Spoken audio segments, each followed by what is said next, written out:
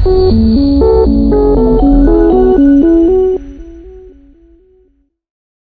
Hello welcome to my channel Stephens interactive English.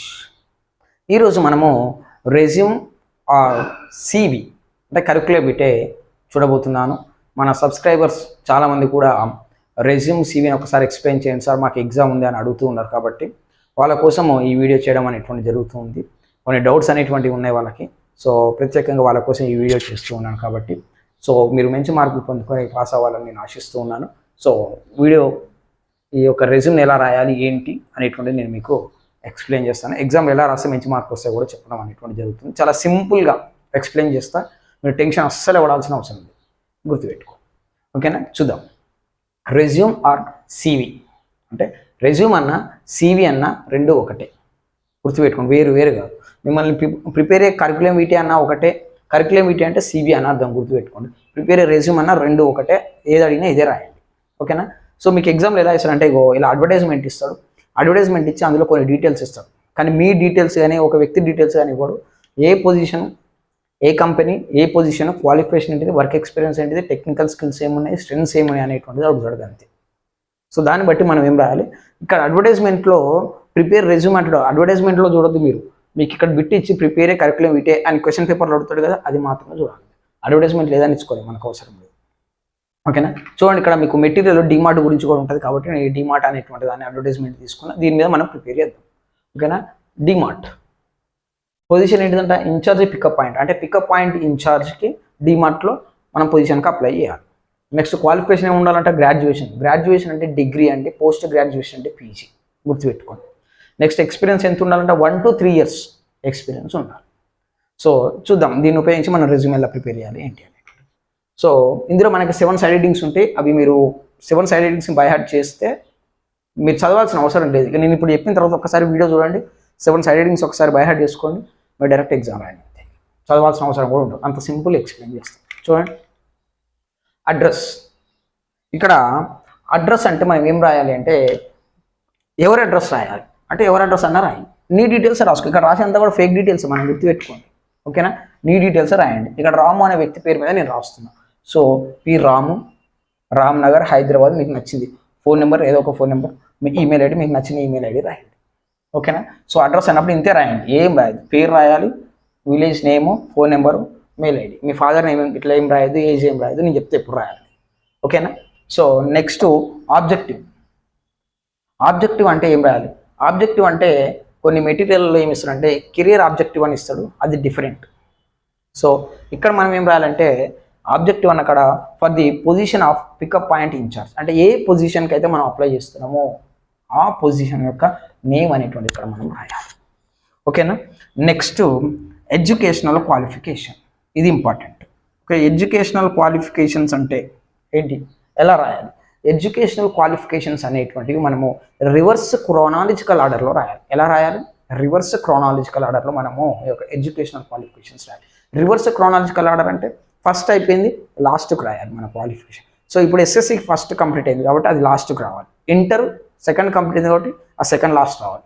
Degree third complete కాబట్టి last నుంచి థర్డ్కి, అలా మనం రాయాలి. ఓకేనా. సో ఇక్కడ మన క్వాలిఫికేషన్ ఏం అడిగిండు, గ్రాడ్యుయేషన్ అడిగిన వారు గ్రాడ్యుయేషన్ వరకే రాద్దాం, ఎక్కువ ఏం అవసరం లేదు. చూడండి, ఎడ్యుకేషనల్ క్వాలిఫికేషన్లో ఈ టేబుల్ ఖచ్చితంగా మీరు డ్రా చేయండి. ఎగ్జామ్ టేబుల్ డ్రా చేయకుండా మీరు రాస్తే నీట్గా కనిపించింది. ఇలా టేబుల్ డ్రా చేసి నీట్గా రాస్తే ఆన్సర్ కూడా నీట్గా కనిపిస్తుంది, కాబట్టి మంచి మార్కులు ఇచ్చే అవకాశం ఉంటుంది. చూడండి, క్వాలిఫికేషన్ ఫస్ట్ టేబుల్, దాంట్లో నెక్స్ట్ ఇన్స్టిట్యూషన్ నేమ్, తర్వాత ఇయర్ ఆఫ్ పాస్, తర్వాత పర్సంటేజ్. ఇవన్నీ కూడా ఫేకే, గుర్తుపెట్టుకోండి, ఫేక్ డీటెయిల్సే. మీ డీటెయిల్స్ రాయకండి. మీ డీటెయిల్స్ అంటే ఇప్పుడు ఇంటర్ అయిపోయింది, డిగ్రీ రాయాలంటే 2018 అవుతుంది, 2028 అవుతుంది మరి. కానీ మనం రాసేది ఎప్పుడు కూడా 2025 లోపే ఉండాలి, ఎందుకంటే ప్రజెంట్ మనం 2025లో ఉన్నాం కాబట్టి. ఓకేనా. చూడండి అమ్మా, నేను చెప్పిన రివర్స్ క్రోనాలజికల్ ఆర్డర్లో మన డిగ్రీ వరకే రాయాలి. చూడండి, ఎస్ఎస్సి ఫస్ట్ కంప్లీట్ అయింది కాబట్టి లాస్ట్కి రాసిన, తర్వాత ఇంటర్ కంప్లీట్ అయింది కాబట్టి, తర్వాత డిగ్రీ కంప్లీట్ అయింది కాబట్టి ఫస్ట్. సో ఇలా రాసుకుంటారు రావాలి. ఓకేనా. సో ఇక్కడ రివర్స్లో ఉంది ఎస్ఎస్సి, ఇంటర్, డిగ్రీ. మీరు రాయడం కూడా ఇలానే రాయండి, కింది నుంచి రాసుకుంటారు ఎస్ఎస్సి, ఇంటర్, డిగ్రీ, ఇలా అయితే ఈజీ అవుతుంది. పైనుంచి రాసుకుంటూ వస్తే కన్ఫ్యూజ్ అవుతాం, కింది నుంచి రాసుకుంటే పైకి. ఓకేనా. Next institution name. Institution name అంటే ఏం రాయాలి, ఇక్కడ మీకు నచ్చిన ఇన్స్టిట్యూషన్ నేమ్ అంటే కాలేజ్ నేమ్. ఎస్ఎస్ ఎక్కడ చదివినా గౌట్ హై స్కూల్, ఇంటర్ ఎక్కడ చదివినా గీతాంజలి జూనియర్ కాలేజ్, డిగ్రీ ఎక్కడ చదివినా ఎస్ఎల్ఎన్ఎస్ డిగ్రీ కాలేజ్. ఏదైనా రాసుకో, నీకు నచ్చిన కాలేజ్ నేమ్ రాసుకో. ఇదే రాయాలని ఏం లేదు, నీకు ఏ పేరు గుర్తుంటే ఆ పేరుతో రాసుకో. ఓకేనా? మీ కాలేజ్ నేమ్ తోటి డిగ్రీ కాలేజ్ కూడా రాసుకోండి, ఏం కాదు. ఓకేనా? నెక్స్ట్ ఇయర్ ఆఫ్ పాస్ అనేటువంటి చాలా ఇంపార్టెంట్, ఎలా రాయాలి. సో ఇక్కడ నేను 2017 రాసిన. సార్ 2017 ఎలా రాసావు? కొంతమంది అడిగారు ఏమని, సార్ ఇప్పుడు రెజ్యూమ్లో డేట్ ఆఫ్ బర్త్ ఇస్తా, డేట్ని బట్టి మనము ఇక్కడ ఇయర్ని రాయాలంటే డేట్ ఆఫ్ బర్త్ ఇవ్వడు, బట్ ఏజ్ ఇస్తాడు. ఓకేనా? ఇక్కడ ఒకవేళ డేట్ ఆఫ్ బర్త్ ఇచ్చినా ఆ డేట్ ఆఫ్ బర్త్ని బట్టే రాయాలి. ఏజ్ ఇస్తే ఏజ్ తోటి మనకు మ్యాచ్ అయ్యేలా డేట్ ఆఫ్ బర్త్ మనం ఫిక్స్ చేసుకోవాలి. ఇక్కడ 2017 అంటే నువ్వు ఎప్పుడు పుడితే 2017 కోసం అంటే 2002లో నీ డేట్ ఆఫ్ బర్త్ అంటే నువ్వు పుట్టినప్పుడు 2002 ఉంటే 15 ఇయర్స్కి మనకు 10th కంప్లీట్ అవుతుంది, ప్లస్ 15 ఇయర్స్ యాడ్ చేసుకోవాలి. అంటే 2017లో మనది ఏమైపోతుంది, ఎస్ఎస్సి కంప్లీట్ అవుతుంది.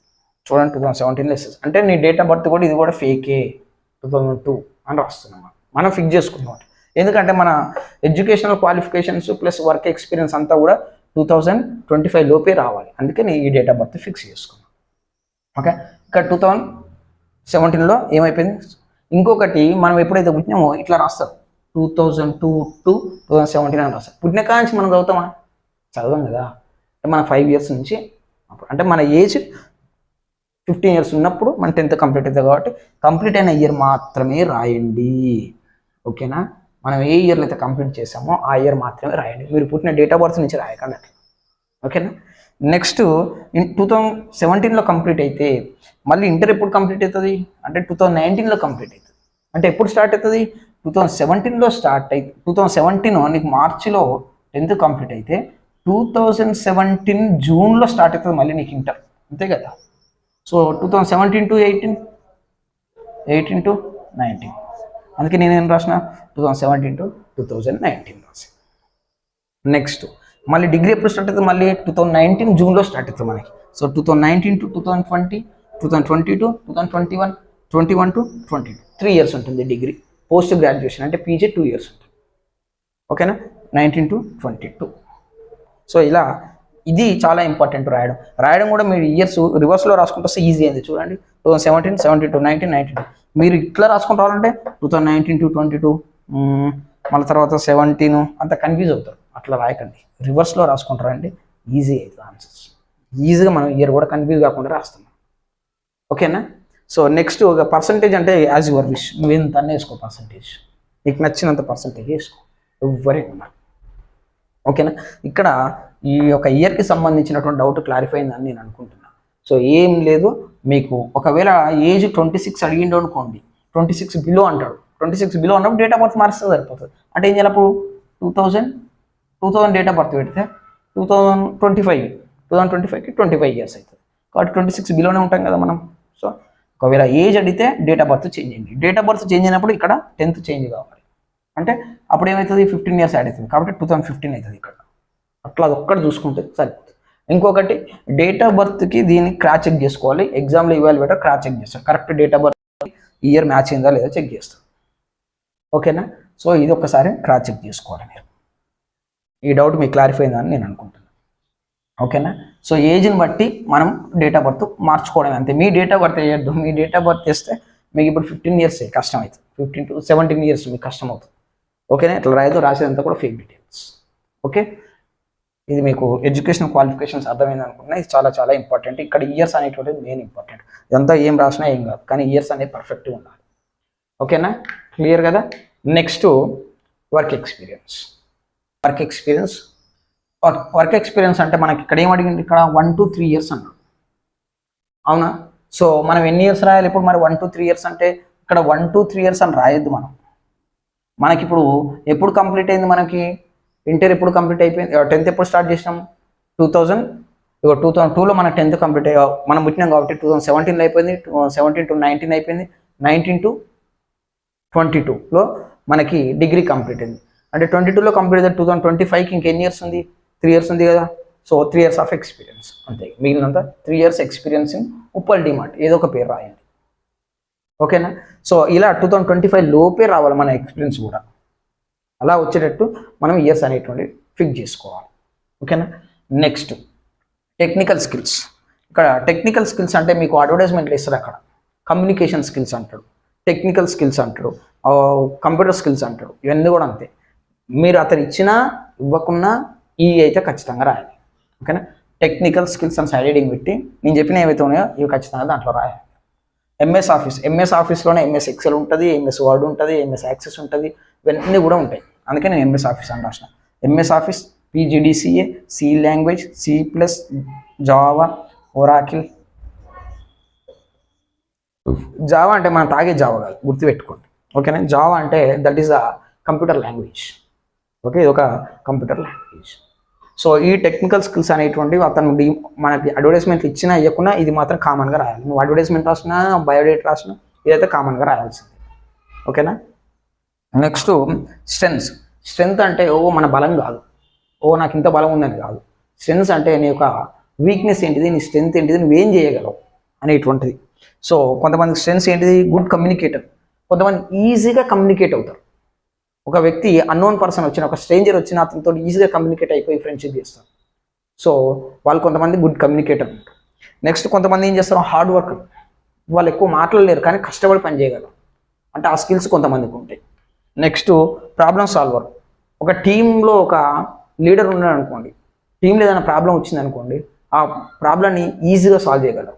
అతని యొక్క స్కిల్ అది, అతని యొక్క స్ట్రెంగ్త్ అది, problem solver. Next team spirit. ఒక గ్రూప్ ఒక లీడర్ని చేసినప్పుడు ఆ యొక్క టీంని మెయింటైన్ చేయగలిగినటువంటి ఒక స్పిరిట్ కొంతమందికి ఉంటుంది. ఈజీగా ఎంతమంది వచ్చినా వాళ్ళని మెయింటైన్ చేయగలరు ఆ టీంని. సో అదొక టీమ్ స్పిరిట్. ఇప్పుడు క్రికెట్ టీం చూస్తున్నాం, అందులో క్యాప్టెన్ ఉంటాడు. ఎందుకు క్యాప్టెన్ అతను పెడతారంటే ఆ టీంని మెయింటైన్ చేయగలరు. అదొక టీమ్ స్పిరిట్ అనేటువంటి అతనికి ఉంది కాబట్టి అతన్ని క్యాప్టెన్ చేస్తాం. సో ఇవన్నీ కూడా ఏంటివి, స్ట్రెంగ్స్. ఇవన్నీ అందరికి ఉండాలని ఏం లేదు, ఒక్కొక్కరికి ఒక్కొక్కటి ఉంటుంది. నాకు కమ్యూనికేట్, కొంతమంది హార్డ్ వర్క్, కొంతమంది టీమ్ స్పిరిట్. సో